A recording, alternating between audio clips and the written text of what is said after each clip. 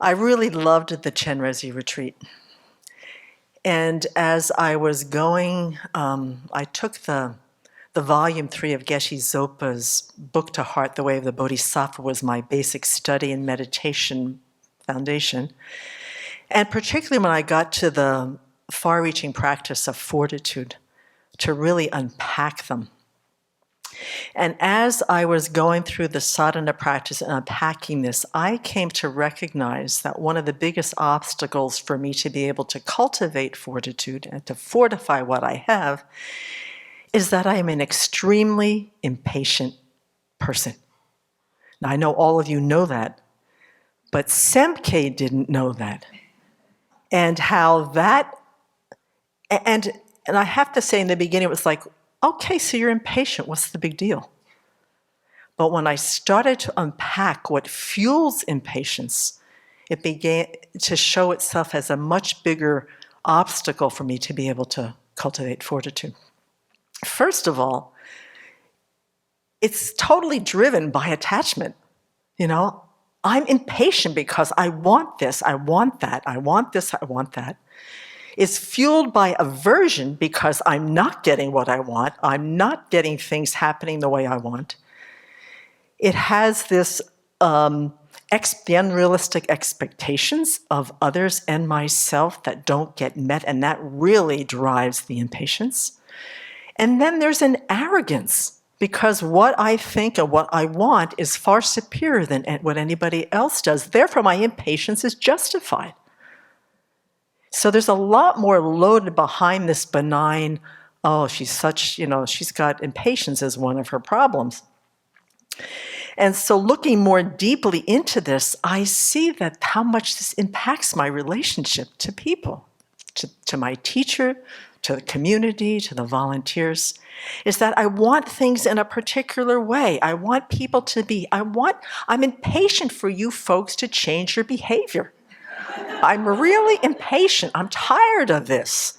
20 years now, and you're behaving the same way as I know I met you. There's all this, and I deserve to have a life that has some, some kindness coming toward me and some respect. I need respect. I know I'm channeling Venerable. And what happens is that so what happens is these small unpleasantries in my life become major conflicts because I'm impatient about process. Process makes me crazy. Disagreements happen, pushback happens, and sometimes the impatience, I can even feel it in myself, so I'm not sure how the community feels it, but it can be edgy. It can be intimidating, it can be sharp, it can be agitating. Sometimes I feel that people are compelled to defend themselves against me because it's so strong. And it's a mental habit. I want to do it my way. I know what I'm doing, which then goes on to another level where I become incredibly oversensitive to feedback or suggestions because the arrogance then is fueling this impatience. And this is what happened in my for many years with Venerable, is that she would try so hard because of this impatience. She would try to give me feedback and suggestions that were gentle, reassuring. She'd tell me of my good qualities before she'd ask me, what's going on here. She's asking for information, but I think she doesn't trust me. We went through this for years. I would be sobbing because she asked me, where was I going to put the firewood this winter? It was like crazy. So after a while, and this is what's happened, and this is a warning, this is a word of advice. She stops giving feedback if you can't receive it. And then she stood back and watched Semke crash and burn, hit the wall, just go up in flames on something that if I had been able to accept feedback and suggestions, I would have been able to bypass. So now what I'm trying to do, and you're going to be part of this process, and I think I'm getting some success, is to be able to not sweat the small stuff. So much of my pain is sweating the small stuff. to stop overcorrecting you. You know, if it's not going to cause, if it's not a precept being broken, it's not causing disharmony or schism in the Sangha, I think maybe time is the best thing that I can give it. Letting people make mistakes instead of interfering with their process. See, this impatience with process applies to you as well. I just want you to change a lot sooner. And I'm not respecting your process.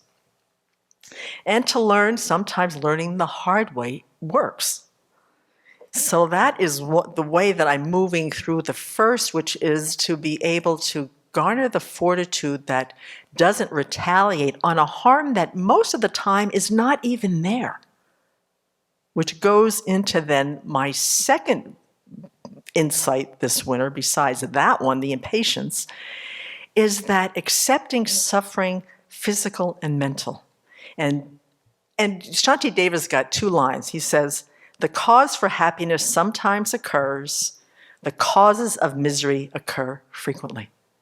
If there was some way that we could understand this deeply as a realization, we probably would be able to progress along the path a lot more quickly. At least then I know that I would. So then Geshe Zopa tells me, here's the next part that I'm working on. Okay, so the first truth is this one. For the time being, there is no way to avoid negative karmic results, but we can deal with our experiences in a way that makes them beneficial. We can make negative experiences and our problems part of the path.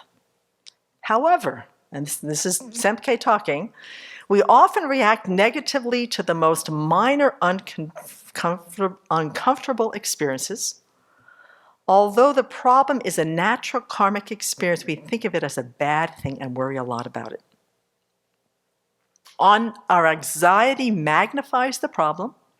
We suffer far more mentally than we did from the discomfort of the original difficulty.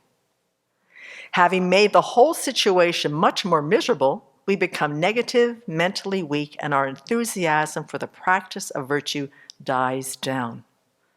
Out of that comes anger, destroying the causes for happiness and our ability to continue practicing. Now, I want you folks to know that since I was probably 5 years old, I have gotten this teaching from a very wise person called Jenny Nesbitt. And the way that she said it was, don't make a mountain out of a molehill. This is a pith thought training instruction that I have been receiving for, I did it 18 years with her. Venerable has given this numerous times, and now Geshe Zopa. It's crazy. It's a crazy habit. It's a crazy habit. Making a mountain out of a molehill. I don't get my way. The little stuff that I'm supposed to not sweat makes me miserable because I don't get what I want, or maybe I'm just dissatisfied. There's this whole thing about dukkha, when you really understand what unhappiness and unsatisfactory conditions are like, it's a really miserable state. I go to the meditation hall, because I've taken this little thing, and I proceed to build a Mount Meru on my puja table. And it's usually about one of you. Okay, the situation, this little tiny thing that happened, I go in there, I build it on my puja table, which just builds up my sense of self. Internally, I complain, I find fault with you, I make excuses for my part, I diminish my responsibility a lot, I justify my anger, and I magnify the harm that I think this is causing me. My mind gets negative, the whole day is blown. I'm done. To get me out of that funk because I think you have made me miserable in a very, very profoundly deep, conditioned way, my whole day is gone. And instead of building virtue, I have built a mountain of grudge holding. So this is probably about 75%, 80% of my suffering is self-created. And it's personal. The other 15, 20% of my life, when it's not personal, I don't do this. You know, when Geshe-la died, when the Buddha Hall floods, when we had a fire, when we have COVID, things that are not so about Semke, I can actually hold them fairly well. But when they get down to these little tiny annoyances that I think you're doing intentionally, this becomes a big problem. And that's 75% of my suffering. There's nothing accurate about it, and it's just a habit of thinking with no benefit. So then what Geshe-Sopa says, well, what are the benefits of accepting suffering as it is? What can you do about it? Because I'm just right. He says, instead of wasting the dukkha, wasting the suffering, put it to good use. It helps you on the path. It helps you grow your good qualities. And since it comes every day, why don't we use it? So what I've been working on to get this mountain down to maybe not a molehill, but a smaller range of mountains, is first of all, he says to use it to strive for the freedom, the determination to be free. This is hard because I'm just so hooked on the sense of self that arises when I make these mountains about me. But after a while, there's a tiredness, there's an exhaustion to feeding this kind of self, this kind of thinking. So he says, use it to really develop your renunciation. Second of all, it eliminates the arrogance, which is driving a lot of this proliferating. I think I'm a lot farther along in the path. I think I'm senior to you. I need a lot more respect. I just know more than you do. It just sticks a pin in that. When I realize I've got to be able to use this to humble myself and to be simple and sincere and get over myself.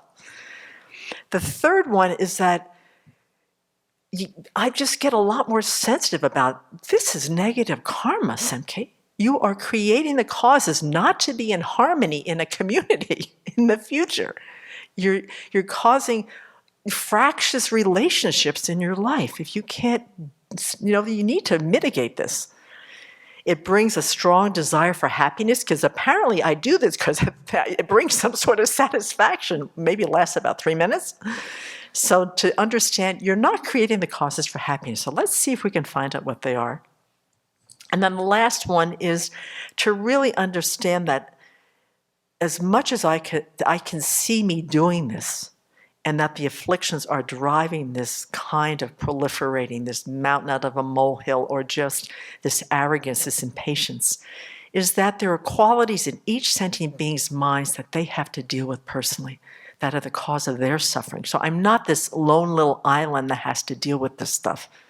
Everybody's got their own molehill that gets made into a mountain. There's a level of impatience in all of our minds in some form. So it actually generates a softening in my heart, not only for my own suffering, but for the suffering of others. And so Chen Rezi, through the course of that practice, this compassion, helped me to see the blind spots regarding suffering and how I relate to it, and how fortitude is the crucial element if I want to practice in this world. To transform adversity into something really precious, because then there's a space for bodhicitta.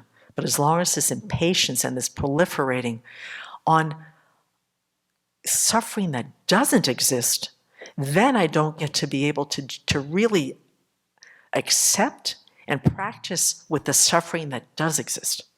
So I'm talking about a non-existent. A lot of the stuff I create is a non-existent suffering, which unfortunately, because just like self-grasping, it brings misery. The erroneous misconception brings misery.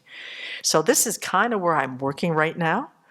I feel, unlike many, many other retreats where I felt badly about myself at the end because I see so clearly, I'm very inspired. I'm very accepting about this, and I just am really curious to see how this unfolds. And if it looks like I'm pulling out the sword over something that doesn't matter, maybe let me know. This is going to be a little bit of a practice for me, folks, but it is a habit of mine that I am trying to change. So thank you for your understanding and for your patience and for your support.